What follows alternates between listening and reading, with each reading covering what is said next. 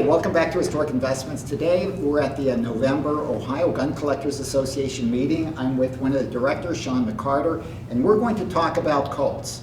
No, we're not talking, these are Smith & Wesson. We're not talking about Colts or Smith & Wessons. We're talking about Harrington and Richardsons. And listen, if you don't have a bank pot full of money but have an interest in firearms collecting, this is something that you really should consider. So at this point, let me turn it over to Sean. Harrington and Richardson dates back to 1871 and was in business through 1986.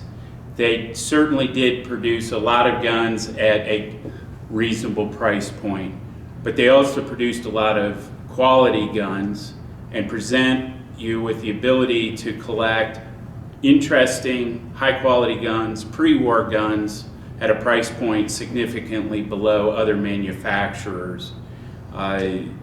The company has a connection to Smith & Wesson in that Frank Wesson originally started the company. That was Daniel's brother, and he exited and had his own company, and then Richardson came in and took the company forward. So in effect, if you collect Harrington and Richardsons, you're actually collecting early Smith & Wessons. So with that, why don't we take a look at a couple of really interesting Harrington and Richardsons. We've got a classic, a USRA, which is a wonderful single-shot target pistol, and we've got a Sportsman, but it's not just a regular Sportsman, it's a Sportsman Ultra. So let's take a look at these in some detail. What we have here today is the Harrington and Richardson Model 195, but it was always nicknamed the USRA model. It was written on the gun starting at about serial number 400. 3,326 of these were known to have been made. This one in my hand is 3,320. It represents the pinnacle of the development of this gun. The gun went through at least 26 significant variations and numerous barrel, bore, chamber configurations to develop it into the most accurate single-shot target pistol. It was produced from 1928 until 1941. What's really interesting about these guns are they were meant to beat everyone else. Yes, Harrington and Richardson decided to go win. And the way they accomplished this was they brought Walter Roper in, an engineer, and turned him loose and allowed him to modify this gun. This representing the pinnacle has the heaviest barrel, has the later adjustable trigger, which is by this screw here, the evolved trigger, the heavier hammer. The Roper developed adjustable rear sight that's made to shadow according to be an even shadow in any sunlight conditions. It has a vertical adjustment here. It has a side-to-side adjustment here. Roper always wanted to be able to change the height of groups to a known setting and develop this 4-position front sight, which is adjustable by this screw here. Turning it to the various positions will give you a known change of height at the various distances. To say this gun was accurate, this is the test target that came with it. This is from a machine rest at 20 yards. It has a 5-shot group that's just one ragged hole. Roper, in being allowed to work and develop this gun, did a lot of experiments. And to make his experiments consistent, he used machine rests to take out the variable of the human and to figure out what performed the best. He also wrote about it. This is one of his books, Experiments of a Handgunner. He wrote the original history of Smith & Wesson. He also wrote pistol and revolver shooting. These are great books if you want to learn about target pistol shooting in the 1930s. This one happens to be also signed by Roper himself. One of the other features of the USRA was the speed action. That's full cock right there. This gave you an extremely fast lock time, which assisted with accuracy as well. Well, just how accurate were these guns? This is the style of shooting. It was one-handed out to 50 yards. This picture here is of Julian Hatcher in 1931 at the Bisley Range. Hatcher was captain of the U.S. rifle team. Roper gave him this USRA to take. The rifle team with one pistol won the pistol match, lent that pistol to the Brazilians, and they took third. Hatcher shot a perfect score. At that time, there'd only been one other perfect score shot at Bisley. The pistols, because of their accuracy and doing so well, outsold Smith & Wesson and Colt at a rate of 2-to-1 and dominated the sport in the early 1930s. This is a piece of factory advertising showing groups. It's also depicting an accessory front sight hood. The Smith & Wesson straight line, they gave up production at that time, and the Colt Camp Perry was in production up to World War II, the same as the H&R, but it didn't sell as well.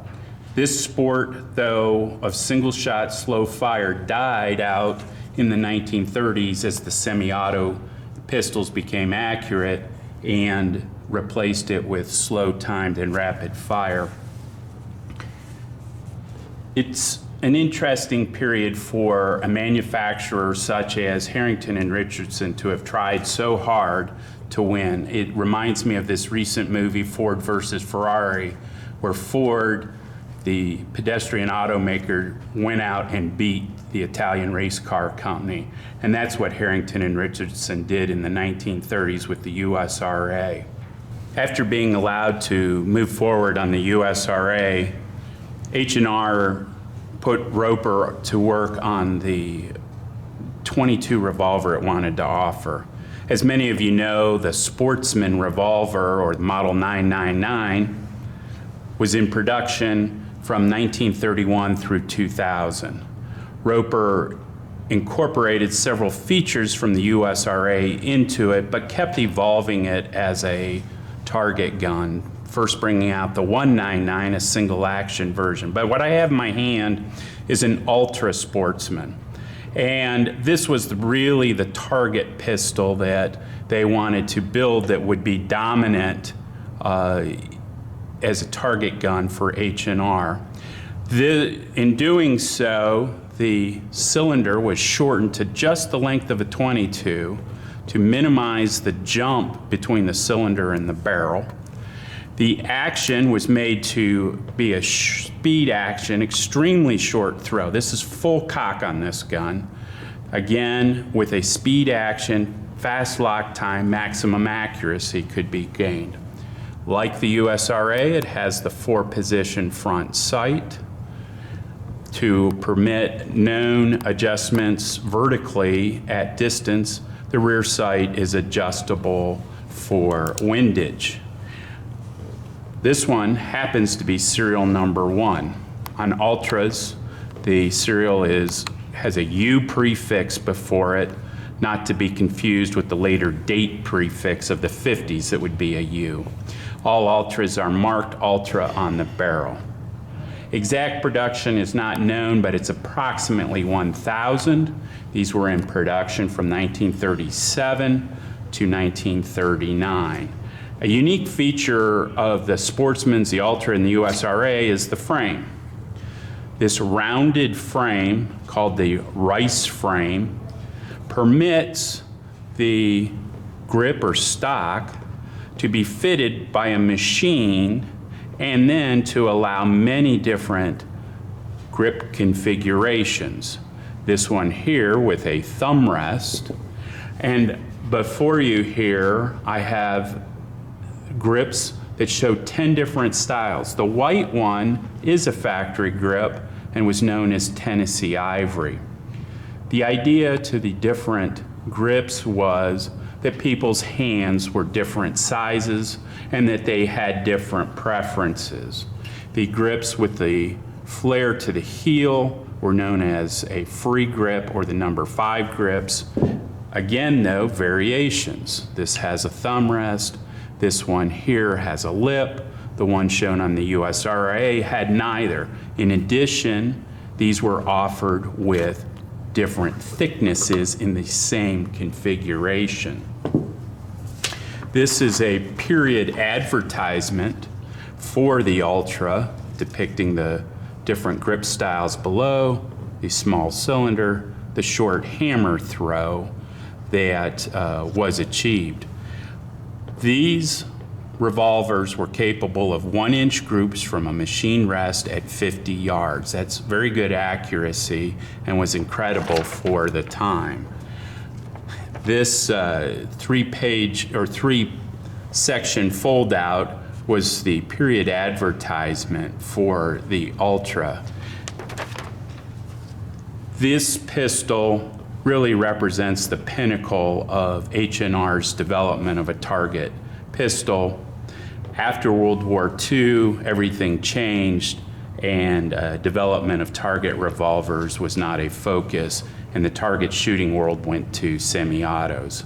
This represents a beautiful pre-war gun that is attainable for around $1,200 for a nice example. Hope you guys really enjoyed this segment of Historic Investments. And again, thank you very much, Sean McCarter. We really appreciated your giving us some detailed insight with respect to both the USRA and the Sportsman Ultra. Serial number 1, again, number 1.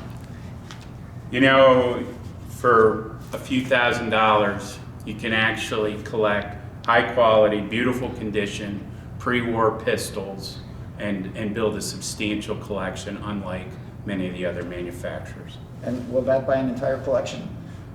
I don't know about an entire collection, but it'll buy you several very nice. Maybe it'll just buy you the grips on this table. But anyway, that's a discussion for another video. Thank you very much, guys.